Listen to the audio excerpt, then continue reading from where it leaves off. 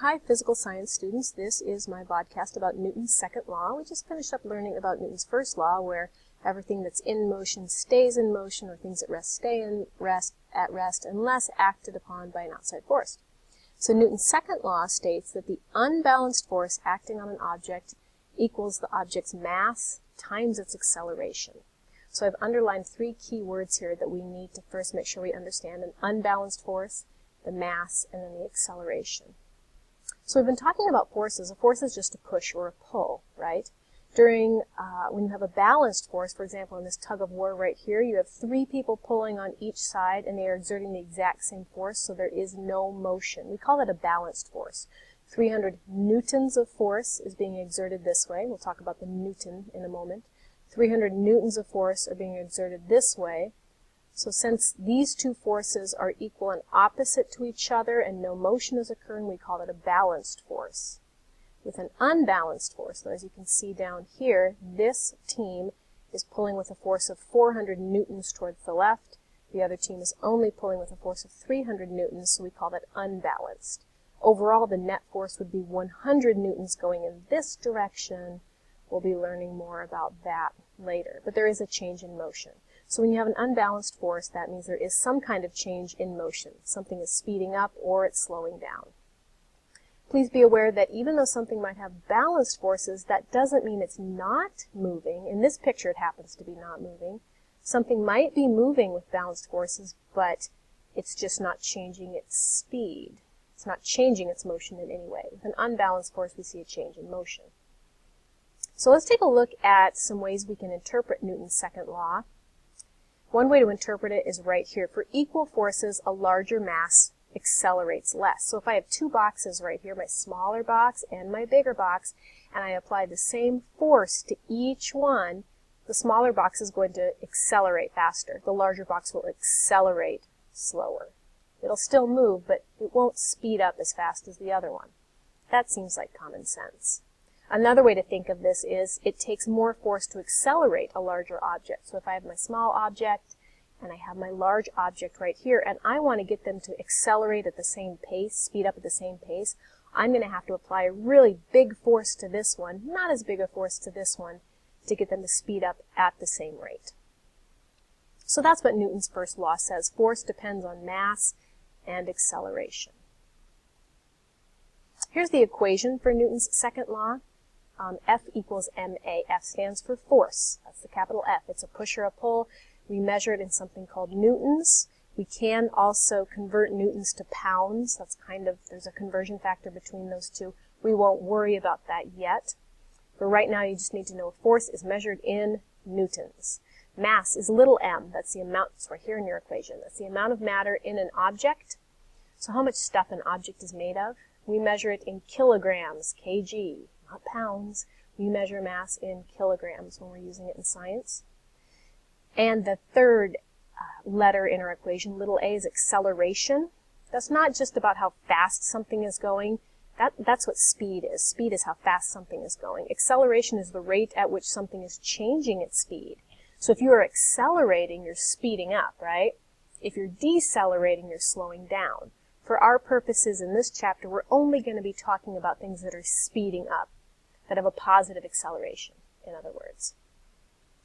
Okay, so let's take a look at some of the math problems and work through those together. If a student accelerates a 12.5 kilogram block of ice at a rate of 3.5 meters per second squared, that is our unit for acceleration. I should have put it up here, 3.5 meters per second squared. In the future, you'll see where that unit comes from. So if this is our information, we want to know what amount of force did the student apply. So we're given two variables right here. We're being asked to solve for the third. Here's our equation. F equals m times a. So we're given our mass right here, 12.5 kilograms. We're given our acceleration, 3.5 meters per second squared. So we're just going to put those two numbers in there, substitute them right in. A little bit of algebra. And when I multiply those two together, I get 43.75. And remember that N is our unit for force. So it's going to take almost 44 newtons of force for a student to move that heavy of a block of ice and speed it up at that rate, 3.5 meters per second squared. So that one isn't too tough.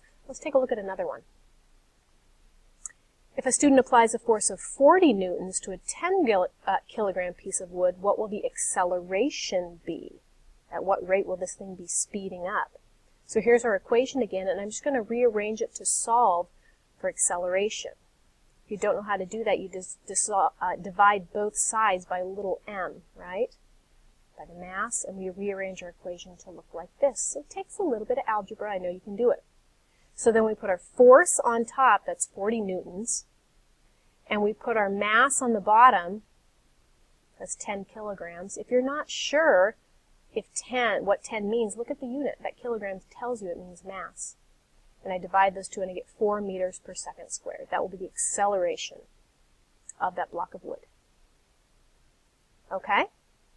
All right, one more question. Let's do an apply type of question. An application of Newton's second law. Why does an SUV, a sports utility vehicle, use more gas than a standard car? Newton's second law can help us to understand this. And so I just picked a couple masses here. A standard SUV, a small SUV, weighs about 1,577 kilograms. And a Toyota Prius, for example, the data I found said it weighs 1,360 kilograms.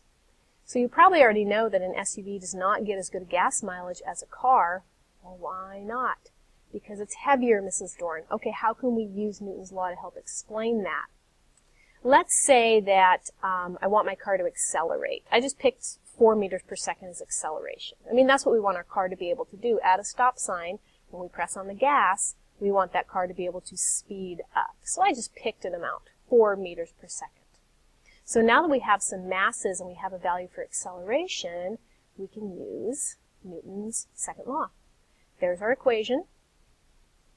I just substituted my mass of my SUV in there times the acceleration. You could put any number in there for acceleration. This is the one I like. And when I multiply those two together, it would take 6,308 newtons of force in order to get that SUV to accelerate at 4 meters per second squared. Let's compare that to a little bitty Prius. Same equation. I put its mass in there, 1,360 kilograms. I put the acceleration in there. It only takes 5,440 newtons of force. So it takes more force for an SUV to accelerate at the same rate because it's heavier. And where does that force come from? Well, from the thrust of the engine. When the engine is burning that gasoline, then that's where we get the power. Maybe you can think of it as the force that has to push that car forward. So, a smaller vehicle is going to need less force in order to accelerate it the same as a larger vehicle. All right, that is Newton's second law.